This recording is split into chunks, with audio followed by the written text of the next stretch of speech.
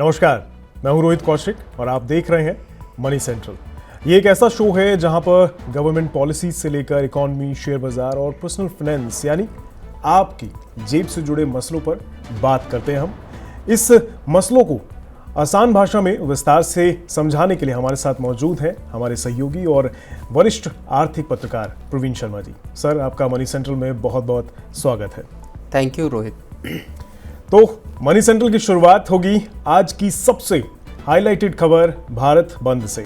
भारत बंद के तहत देश भर में पूरा दिन काफी हलचल देखने को मिली। केंद्रीय ट्रेड यूनियनों और उनके सहयोगी संगठनों ने इस देशव्यापी हड़ताल का ऐलान किया था। यह हड़ताल सरकार की नीतियों के खिलाफ की गई। अब बड़ा सवाल यह है कि ये यूनियनें चाहती क्या हैं?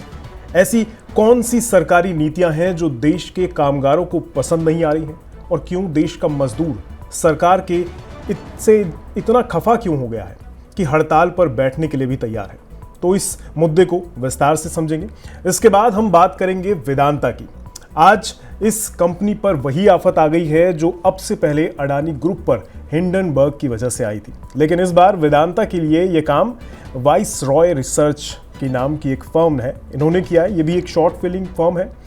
इस फर्म ने वेदांता को पोंजी स्कीम करार दे दिया है।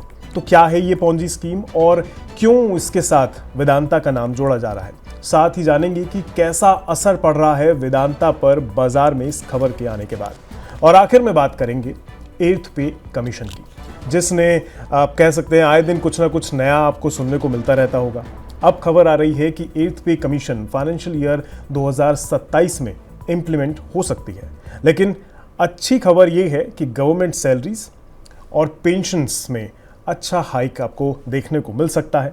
लेकिन ये किसी का अनुमान है, लेकिन किसका, ये जानेंगे और साथ ही समझेंगे क्या और अपडेट सामने आ रहे हैं 8th पे कमीशन को लेकर। तो चलिए शुरुआत करते हैं आज के शो की।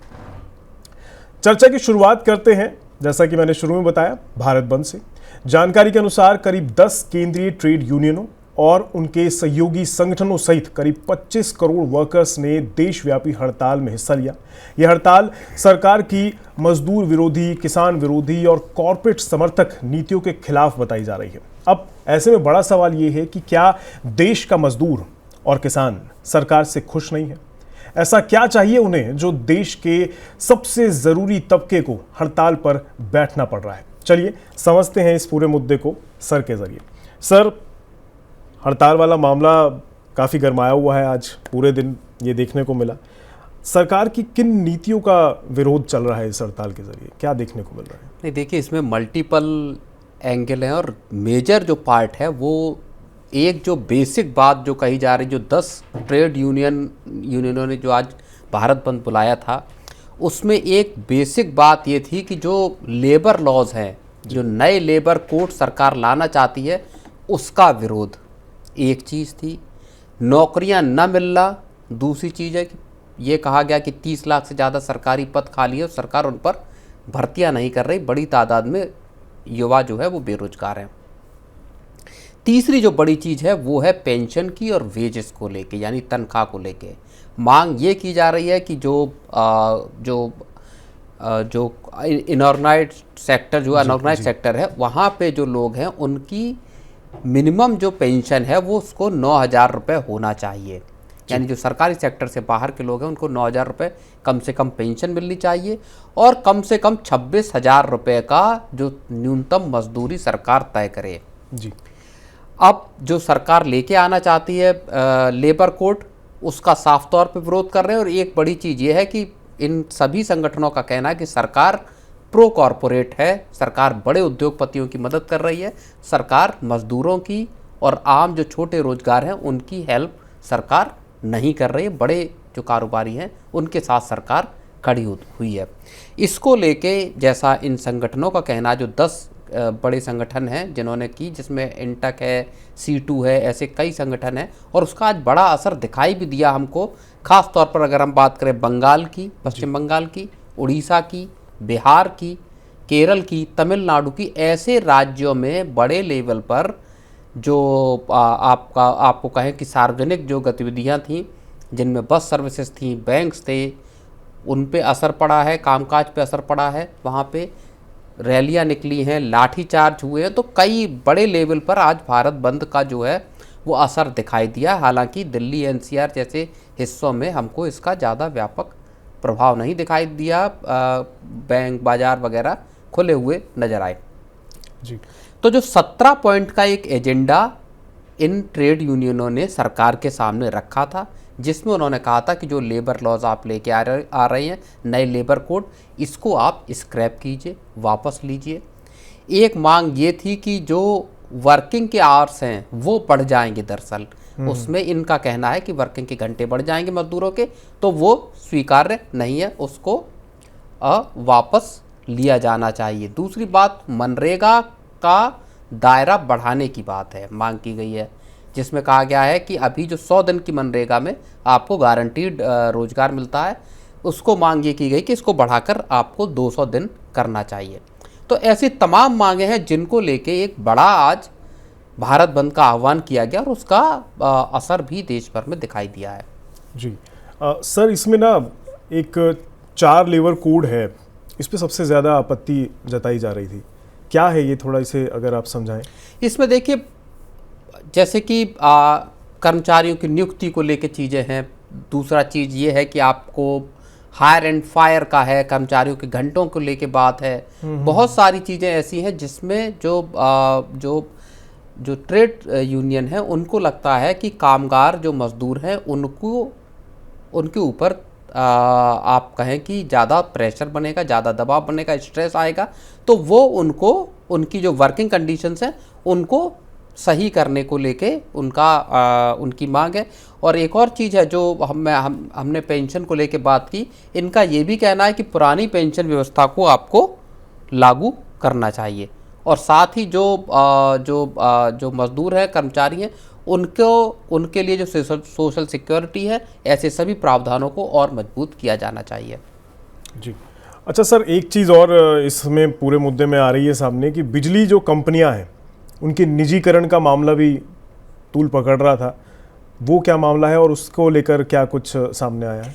नहीं, निजीकरण देखिए, बैंकों का हो, बीएसएनएल का हो, किसी भी बहुत सारे जो सरकारी जितने पीएसयूज हैं उनको जो सरकार प्राइवेटाइज करना चाहती है, उसके जरिए आप कहें कि कंपनियों में स्टेक सेल करना चाहती है, प्राइवेट हाथों में देना चाहती है, उसका विरोध लगातार चल रहा है, अलग अलग स्तरों पे चल रहा है। बैंकों के विरोध के भी, चाहे आईडीबीआई बैंक हो या दूसरे बैंक हो, उनके प्राइवेटाइजेशन की बात, उनके डिसइन्वेस्टमेंट को लेके भी कर्मचारियों का विरोध है। बीएसएनएल को लेके भी लगातार चलता रहता, उसमें बीआरएस की भी बातें पहले आई कि बीआरएस देना चाहती सरकार, उसको लेके भी विरोध हुआ। तो विरोध असल में जो मजदूर संगठन है वो नहीं चाहते कि सरकारी कंपनियों का निजीकरण हो। रेलवे को भी लेके पहले बात आई कि रेलवे में भी सरकार और वो करना चाहती है, उसमें प्राइवेट हाथों में देना चाहती, प्राइवेट जो एंटिटीज़ हैं वो रेल को चलाएं, उस सब का भी विरोध हुआ। तो चाहे रोडवेज हो, कई जगहों पे जो परिवहन निगम है वो जो रोडवेज थी सरकारी, उनको बंद किया गया और उसमें प्राइवेट ही, अब कई राज्य ऐसे हैं जहाँ पे कि बसें चलती हैं, वहाँ सरकारी बसें नहीं चलती। उस सब का भी एक लंबे वक्त तक विरोध रहा, हालांकि सरकारों ने अपना किया, लेकिन प्राइवेटाइजेशन का विरोध लगातार जितने भी खासतौर पे जो वामपंथी ट्रेड यूनियंस है वो लगातार करती रही हैं।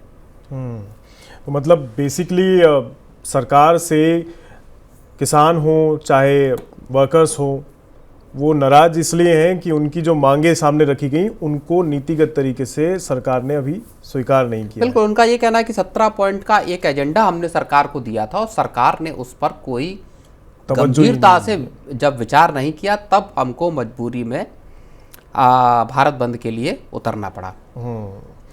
चलिए अब बात करते हैं अगली खबर की। तो अगली खबर जो जुड़ी है वेदांता से जुड़ी है। वेदांता पर गिरी है गाज। शेयर बाजार में कंपनी के स्टॉक्स लालम लाल हो चुके हैं। 3% से ज़्यादा गिरावट देखने को मिली है आज, और कंपनी के जो स्टॉक्स हैं उनमें हलचल बहुत रही है। अब ये सब हुआ है एक रिपोर्ट के चलते, जिसमें वेदांता को एक पेस्टिसाइड कह सकते हैं, पैरासाइट, ये जो जीवाणु होते हैं ना, वो नाम दिया गया है और कंपनी को बर्बाद कंपनी कह दिया है। लेकिन कहा किसने है ये आपको मालूम होगा। कंपनी पर यह भी कहा गया है, एक चीज़ और मैं आपको साथ में जोड़ दूं कि कंपनी पर नए पैसे से पुराने कर्ज चुकाने का आरोप भी लगाया है, और यह आरोप लगाने वाली फर्म है वाइसरॉय, जो कि एक शॉर्ट सेलिंग फर्म है। अब ऐसा सा एक मामला आपको पहले भी याद आ रहा होगा, आप देख चुके हैं हिंडनबर्ग और अडानी वाले मामले में। तो सवाल ये बनता है कि क्या ये मामला निवेशकों के लिए चिंता वाली बात है, और क्या वाकई वेदांता की हालत खस्ता है? चलिए समझते हैं इस मुद्दे को। सर, मामला फिर से एक ऐसा सामने आ गया है, और मुझे याद है आप और मैं इस मुद्दे पर बहुत बार चर्चा कर चुके हैं पहले भी। ये वाला मामला थोड़ा अलग है, क्योंकि नाम किसी और का है, कंपनी कोई और है, और आरोप थोड़े अलग अलग तरीके के लगाए जा रहे हैं। इसमें एक चीज़ जो सामने आ रही है कि वेदांता पर ना वाइसरॉय जो रिसर्च है, इन्होंने क्या पॉन्जी स्कीम कहकर संबोधित किया है। क्या है ये पॉन्जी स्कीम, क्यों ऐसा सा आरोप लगाया, और थोड़ा इसे जरा समझाएं सर। बिल्कुल नहीं, देखिए शुरुआत में जैसे आपने जब इंट्रो में बताया था कि जैसे हमने एक हिंडनबर्ग रिसर्च की क्राइसिस देखी थी 2023 के जनवरी में, 24 जनवरी को हिंडनबर्ग रिसर्च की रिपोर्ट आई थी, और उस वक्त निशाना थे गौतम अडानी और उनका अडानी ग्रुप पूरा। और उस एक रिपोर्ट ने जितना बड़ा हंगामा खड़ा किया देश में, जितना बड़ा बवाल खड़ा किया, और अडानी ग्रुप की तकरीबन आधा मार्केट कैप उससे ज़्यादा स्वाहा होते हुए हमने उस रिपोर्ट के जरिए देखा। एक लंबा वक्त लगा अडानी ग्रुप को उससे उबरने में जी, और लगातार आरोप आते रहते, उनकी सफाई होती रहती, सुप्रीम कोर्ट तक मामला गया, सेबी तक जांच की आंच आई, तमाम तरह के उसमें। अभी तक तो कई स्टॉक मुझे लगता है उभरे भी नहीं है उस टाइम के।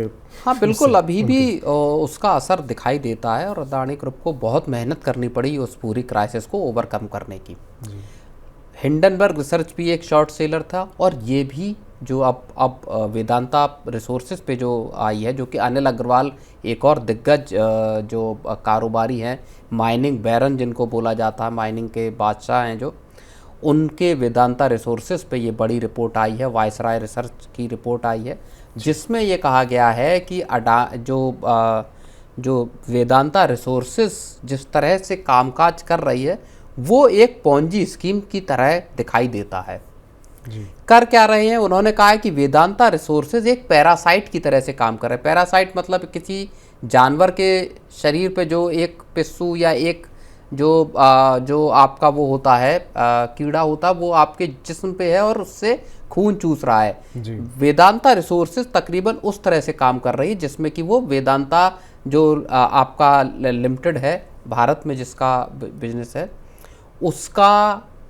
उसके रिसोर्सेज को या उसके पूंजी को अपने पास ले रही है। अपना कोई बिजनेस नहीं है, अपना अनसस्टेनेबल बिजनेस वेदांता रिसोर्सेज का है, टिकाऊ नहीं रह सकता है। और इसीलिए उन्होंने कहा है कि हम जो वेदांता रिसोर्सेज के जो डेट हैं, बॉन्ड्स वगैरह, उसको हम शॉर्ट कर रहे हैं। तो ये एक बड़ी जो है चौंकाने वाली और बड़ी गंभीर रिपोर्ट एक तरह से आई है। उन्होंने कहा है कि जिस तरह का जो इनका डेट है, भले वेदांता रिसोर्सेज ने कहा कि हम अगले 2020 में कहा था कि हम अगले 3 साल में $3 बिलियन का कर्ज चुकाएंगे, और उसके बाद दिखाई भी दिया $3.9 बिलियन के कर्जों को FY21 से लेकर अब तक चुकाया गया। लेकिन अभी भी वेदांता रिसोर्सेज पे $4.9 बिलियन का कर्ज बकाया है। दूसरी चीज़ इन्होंने जो अपनी रिपोर्ट में कहा है कि इन्होंने भले जो इनके जो रिपोर्ट में कह रहे हैं कि हम अपने जो कर्ज हैं उस पर जितना इंटरेस्ट दे रहे हैं, दरअसल उससे कहीं ज़्यादा ये इंटरेस्ट पे कर रहे हैं, जो बता रहे हैं उससे ज़्यादा। और उन्होंने कहा कि इनका जो इंटरेस्ट रेट है वो 145% बढ़ा है पिछले कुछ वर्षों में।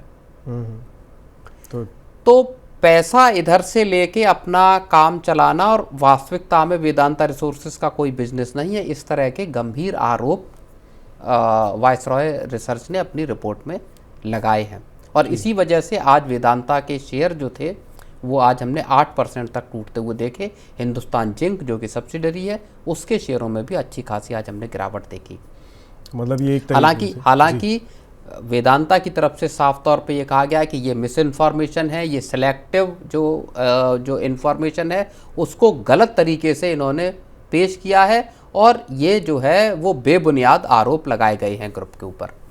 तो मतलब बेसिकली ये आरोप ऐसा सा है कि वही कि आप बाहर से कर्ज नया उठा रहे हैं और फिर उससे अपने पुराने कर्ज चुका रहे हैं। बिल्कुल, डिविडेंड लेने का भी जिस तरह का मामला है, डिविडेंड हिंदुस्तान जिंक का अगर मामला ले लीजिए, हिंदुस्तान जिंक से डिविडेंड बड़े पैमाने पे लेके और उसका फिर इस्तेमाल करना, तो वो साथ ही कंपनी ने ये कहा है 2020 में कोशिश की थी कि इसको प्राइवेट कंपनी बनाने की वेदांता को, लेकिन जब वो योजना नहीं हुई सफल तो फिर 2023 में अनिल अग्रवाल ने कहा कि हम अपने ग्रुप का स्प्लिट करेंगे और 4 जो हैं वो अलग अलग लिस्टेड एंटिटीज़ हम इसमें से निकाल के लेके आएंगे। तो पूरा एक रीस्ट्रक्चरिंग प्लान बनाया हुआ है।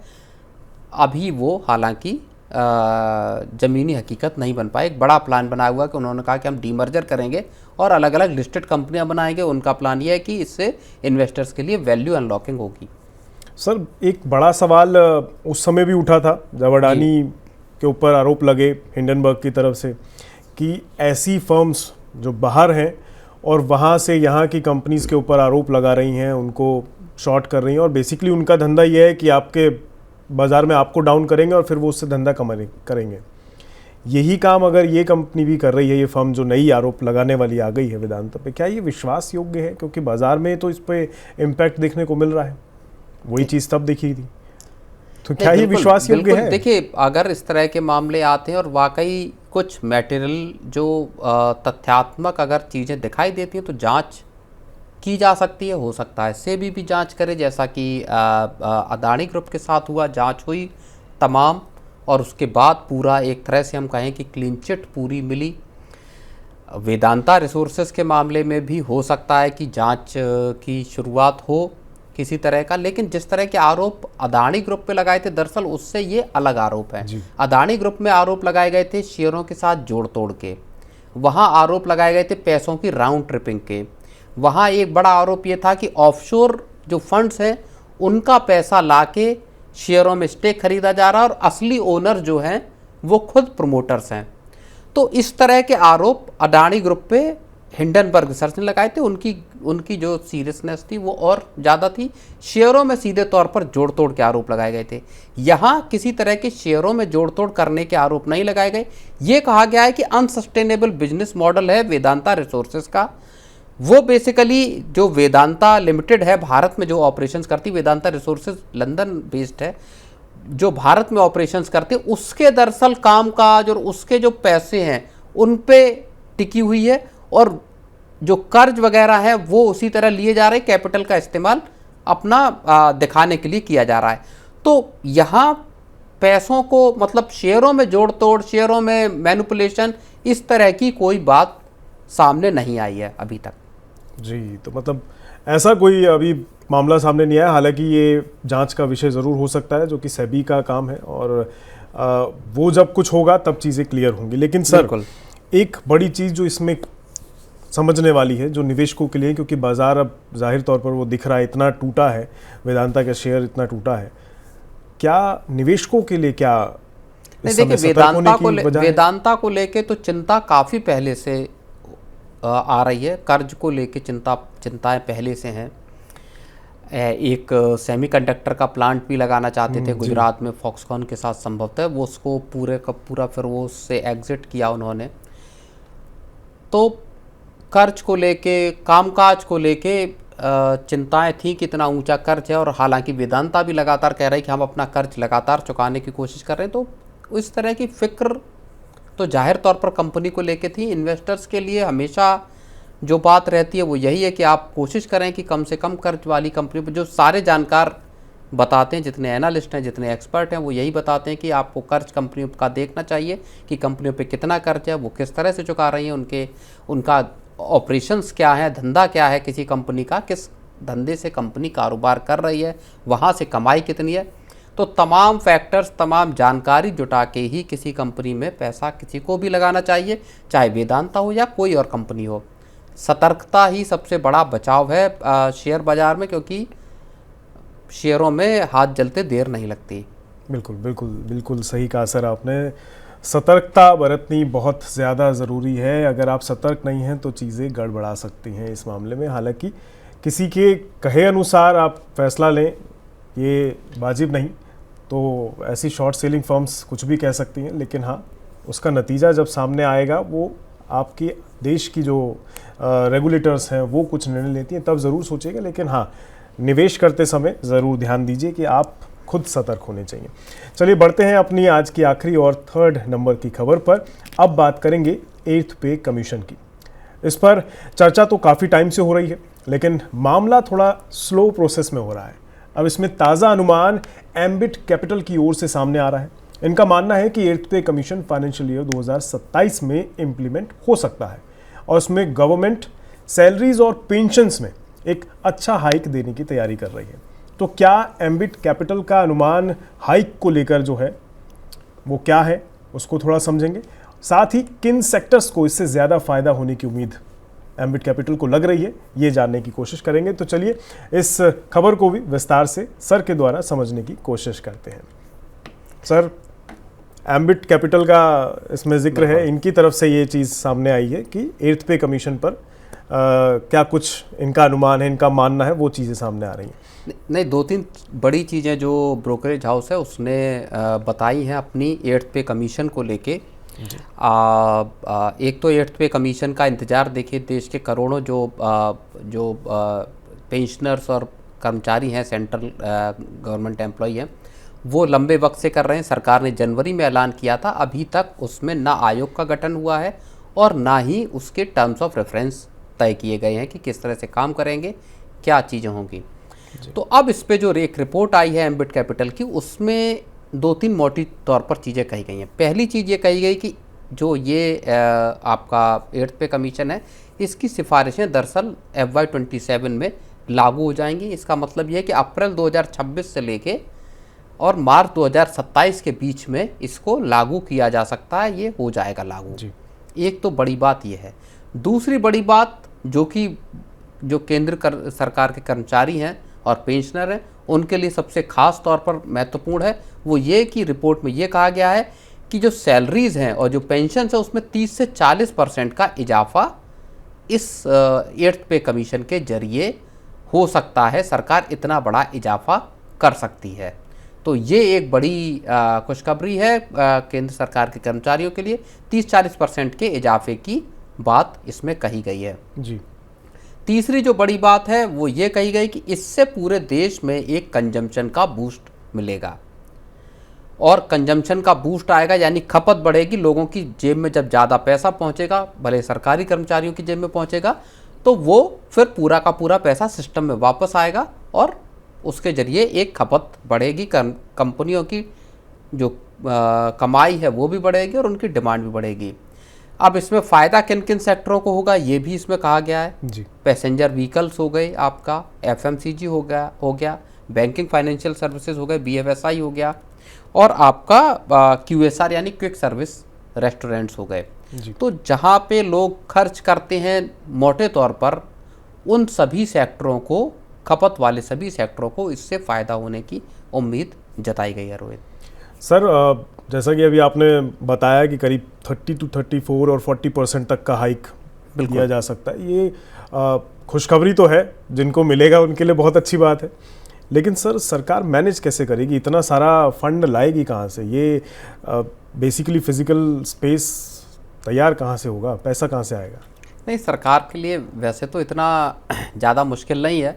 जो कहा गया रिपोर्ट में लगभग 1,30,000 करोड़ रुपए का सरकारी खजाने पर अतिरिक्त बर्डन पड़ने की बात है। अब इस पैसे को जुटाएगी कहाँ से गवर्नमेंट? तो एक जो तरीका बताया गया है वो ये हो सकता है कि सरकार केपेक्स पे पैसा कम खर्च करे, वहाँ से सरकार इस पैसे को जुटाए। दूसरा ये बताया गया कि हो सकता है GST रेशनलाइजेशन का सहारा ले। GST में सामानों का जो रीजिग है, जिसको सरकार करने का प्लान भी कर रही है, हो सकता है इस महीने के आखिर तक एक बैठक हो जिसमें कि GST के जो रेट्स हैं उसको लेके बदलाव हो, राहत मिलने की भी बात है। और हो सकता है बहुत सारे आइटम ज़्यादा टैक्स वाली कैटेगरी में डाल दी जाए, खासतौर पर ऐसे जो कि लग्जरी गुड्स की कैटेगरी में आते हैं, जिनको माना जाता है। और रोज़मर्रा की ज़रूरत की चीज़ों को हो सकता है 5% के कैटेगरी में सरकार ले आए या 12% की कैटेगरी में ला दे। कोई एक स्लैब सरकार ख़त्म भी कर सकती है। या बीच का स्लैब भी लगा सकते हैं। बहुत सारे इसमें परमुटेशन कॉम्बिनेशन अभी जीएसटी की जब बैठक होगी जीएसटी काउंसिल की, उसमें पता चलेंगे। क्या 15% का एक टैक्स स्लैब आएगा, 18% का खत्म हो जाएगा, या 12% का खत्म होकर 15% का टैक्स स्लैब हो जाएगा, या 12% का टैक्स स्लैब पूरी तरह से खत्म हो जाएगा, 5% के टैक्स स्लैब और 18% के टैक्स स्लैब में ही सारी चीज़ें चली जाएंगी। तो ऐसे तमाम तरीके की जो खबरें हैं वो सारी चीज़ें आ रही हैं। जब वास्तविकता में बैठक होगी उसमें चीज़ें तय होंगी, तब इस बात का अंदाज़ा लगेगा। लेकिन अगर हम केंद्र सरकार के कर्मचारियों के हिसाब से बात करें तो यहाँ पे रेट रेशनलाइजेशन के जरिए हो सकता है सरकार अपने रेवेन्यू को बढ़ाने की कोशिश करे, जो 1,85,000 करोड़ रुपए के आसपास सरकार को अभी जो हमने देखा था जून का जो डेटा आया था उस हिसाब से वहाँ पे सरकार को मिले हैं। और लगातार 1,85,000 करोड़ 87,000 करोड़ इस तरह के डेटा जीएसटी कलेक्शन के मंथ ऑन मंथ आ रहे हैं। तो सरकार के पास विकल्प दरअसल बहुत ज़्यादा नहीं, सीमित विकल्प है, लेकिन उन विकल्पों के जरिए सरकार इस हाइक को दे सकती है केंद्र सरकार के कर्मचारियों को। जी सर, एक सवाल और, अभी पेंशनर का जिक्र भी है इसमें, उनको भी इसका बेनिफिट मिलेगा। हाल में FY26 के अंदर यूनिफाइड पेंशन स्कीम भी आई है और उसमें भी बढ़ोतरी की गई है। क्या बदलाव आप एक्सपेक्ट कर रहे हैं कि जब ये चीज़ लागू होगी FY27 के अंतराल के अंदर बीच में कभी भी, तो क्या उसका इम्पैक्ट जो पीछे हो चुका है उसमें भी ये ऐड ऑन हो जाएगा या कैसे देख रहे हैं? नहीं, देखिए यूपीएस को लेके तो बड़ी अभी संशय और भ्रम की स्थिति है। वजह उसकी ये है कि सरकार ने इसी साल जनवरी में यूपीएस का ऐलान किया था, बजट से बाहर ऐलान किया था, दिल्ली में चुनाव थे उस वक्त ऐलान किया था सरकार ने जनवरी में, और आप समझिए कि पहले 30 जून इसकी डेडलाइन थी ऑप्ट करने के लिए केंद्र सरकार के कर्मचारियों के लिए। वहाँ तक लोगों ने बहुत ज़्यादा तादाद में किया नहीं, 27 लाख लगभग जो एम्प्लॉयज़ हैं वो एनपीएस में रजिस्टर्ड हैं, एनपीएस के साथ जुड़े हुए हैं, उन सबको शिफ्ट करना चाहती है सरकार यूपीएस में जी। लेकिन जो आंकड़े हैं, जितना मुझे याद है 30,000 के लगभग लोगों ने अभी तक एनपीएस से यूपीएस में शिफ्ट किया है। इसी मजबूरी में सरकार ने इसकी अब डेडलाइन बढ़ाकर 30 सितंबर कर दी, तो सरकार को उसके तीन महीने बढ़ाने पड़े। तो अभी तक जो यूपीएस का रिस्पॉन्स है वो बहुत ठंडा है, और आज भी जो भारत बंद की हड़ताल हुई उसमें भी एक मांग ये है कि साहब ना हमको यूपीएस चाहिए, ना हमको एनपीएस चाहिए, हमको ओल्ड पेंशन स्कीम चाहिए, पुरानी पेंशन स्कीम चाहिए। अब 8वें वेतन आयोग का कितना फ़ायदा यूपीएस वालों को मिलना है या मिलेगा या नहीं मिलेगा, ये हो सकता आगे जाके पता चले, इसमें क्या शर्तें, क्या बाकी की चीज़ें हैं।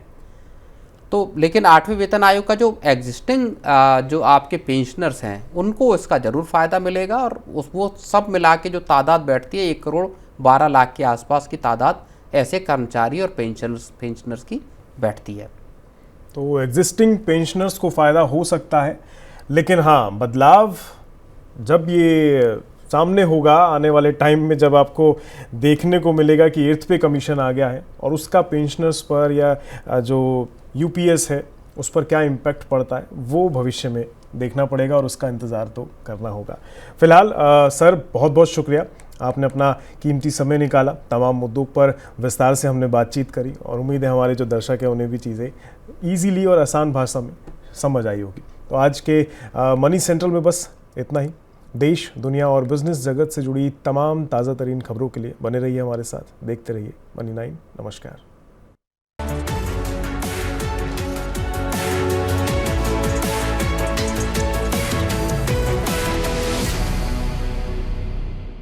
मनी 9 लाया है मेंबरशिप प्रोग्राम मनी 9 प्राइम।